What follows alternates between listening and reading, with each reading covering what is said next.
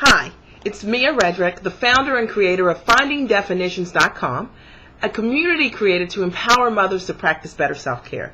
And this is video number 4, and I am having a blast talking with you about what I know you really want to talk about in motherhood that we quite honestly don't talk about, which are the challenges for most mothers on how to find time for the things that are important for you, right?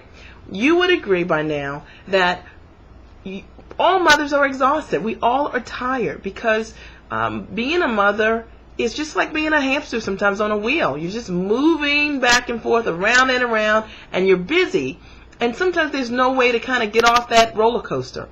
And so one of the things that I like to encourage mothers to do is to stop that roller coaster, to stop that wheel of life, and to pause for a minute, get off, take a breath, so that you can think more clearly about the things that are important to you, that you can be more deliberate about the choices that you make for not only yourself, but also for your family. Think about this, and you guys have heard this example. If you've ever been on an airplane before, one of the first things that you're told as instructions before the plane takes off is that in case of an emergency, you want to put on your own air mask before helping anyone else. Well, the same is true in motherhood, and yet we forget about that. Often as moms, we do every single thing for everyone, for our kids, for our spouses, and we meet the needs really seamlessly, but at what cost?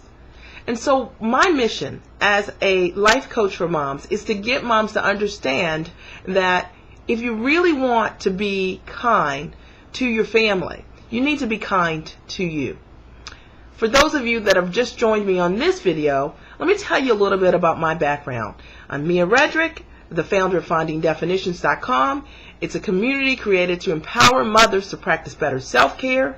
I am the author of Time for Mom Me, 5 Essential Strategies for Mother's Self-Care, which is really the mother's handbook on strategies on how to find time for the things that are important to you. My book is different in that I actually show you strategies that you can use in your life today. So none of the fluff, work-life balance, you can find time if you do these things without real examples of where you're really living your life, which is you're nursing your kids probably right now. You're making snacks. You are in carpool. You are running from one extracurricular activity to the next. You are at work. You're homeschooling. I understand that because it is really my story. I am a mother of 3 kids. I have a 4-year-old, a 7-year-old, and a 10, almost 11-year-old. And about 10 years ago, I began to date myself once a week, to always find time for the things that were important to me. And so what I found that prompted me to write my book was that I had 5 strategies that I implemented all the time to always develop who I was. So one of the strategies that I'm going to share with you today is finding solutions. And one of the things that I've found from most mothers, the reason that they tell me that they don't find time for the things that are important to them is because they have very low standards for themselves.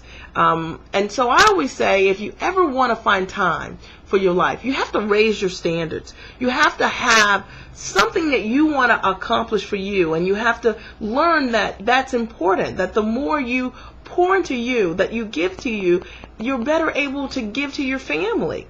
Okay? The more connected you are with yourself, the better you're going to be able to connect with them.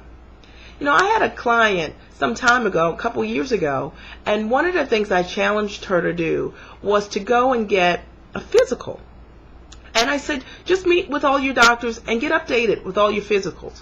And she came back and she said, I am so surprised because when I visited my dentist, I found out that I had a chipped tooth in the back of my mouth. And I didn't know it.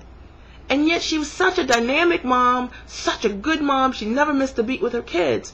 And yet what you and I know is that if you have a chipped tooth, when you have hot and cold things, you might feel some discomfort.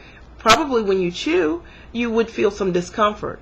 But when moms become so busy, they become disconnected personally from their feelings. You don't know how you feel. So one of the things that I want to challenge you to do today is raise your standards.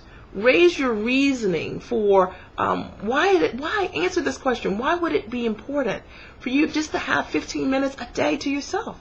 Why would that be important to you? What could you do in that time? Okay?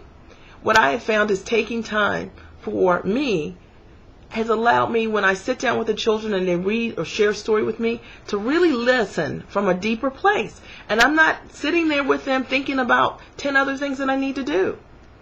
Make sense? I think another important strategy is changing what you believe is possible. I think a lot of times moms have such small goals for themselves. They like to think, you know what? While I'd like to think that I could pursue this hobby, I can't. How am I going to do it? And so they never try. Is that you? You know, I have always found time for the things that are important to me. And I think one of the things that's important, and you've seen from the last video, is that I have a personal plan for me. And what I hear from a lot of mothers is they can say in 30 days, in 1 month, they can't find time to do one thing that's fun for them. One thing that brings them joy because they say there is no time. Baloney. I'm telling you, the reason you're not finding time you're not finding time to pursue that hobby has nothing to do with time. It has to do with your personal plan and the lack of personal planning that you're doing in your own life. I know this is true.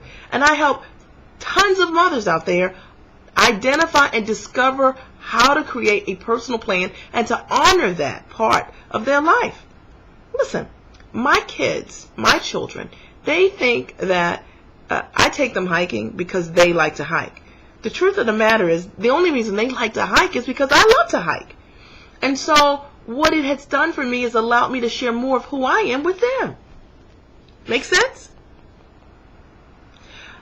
Another strategy I want to share with you is change your belief system. Change what you think is possible. You know, I hear moms all the time, and they just sometimes they whine about, I wanted to get together with friends, we don't have time, or they'll go out with friends and then they complain about the event, or they talk about how they need a new wardrobe, and yet they go in the stores and they complain that, all the clothes are just too small.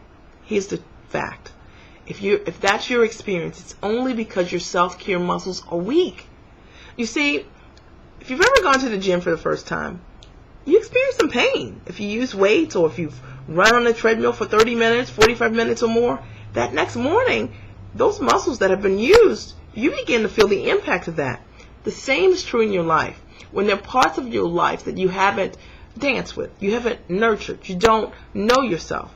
Initially, that manifests as complaints. It's sort of, I'm out here in the store, I don't know where to go. What it really means is that you've become disconnected from what you need and the right places for you to go. And so by going again and again, eventually you become more connected with the stores that work best for you, with the look that is right for you. Does that make sense? So I'm using an example of clothes here, but you can translate that to any single area of your life. So the lesson for today really is, if you want to elevate your life, if you want to find time for the things that's important to you, you need to do 3 things. You need to change your strategy, change your belief system, and you got to change what you believe is possible as a result of that. So I encourage you to consider mom coaching, because I think every single mom can benefit from a personal plan. Let's face it, every great person in life has a coach. Tiger Woods has a golf coach, I'm sure. You can look at anyone that is realizing success. And yet, I want to encourage you equally to consider a coach in your life, someone that will hold you accountable to the things that are important to you, someone that will help you make this journey of motherhood be as enriching and fulfilling as you want to be. Someone that will say to you that, no, you don't need to wait to go to graduate school, you don't need to wait until the kids turn 15 or 18. Right now, that will challenge you to create a personal plan to begin to consider the things that are important to you.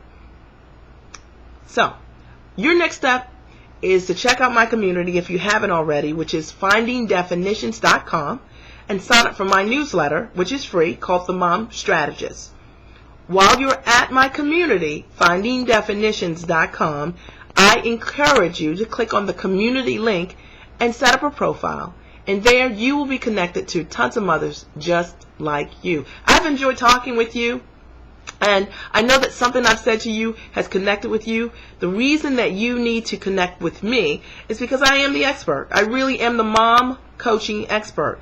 All of the techniques that I share with you as well as my clients is the real deal. It's based on 10 years of real life experience that has worked for me and allowed me to not only design my own businesses and create my own businesses, my husband and I own two, but also to build a life that has been fulfilling and to allow me to enjoy my family and to personally grow in this journey of motherhood. Okay? So I encourage you to sign up for the community, sign up for my newsletter, and I'll talk to you soon. Bye.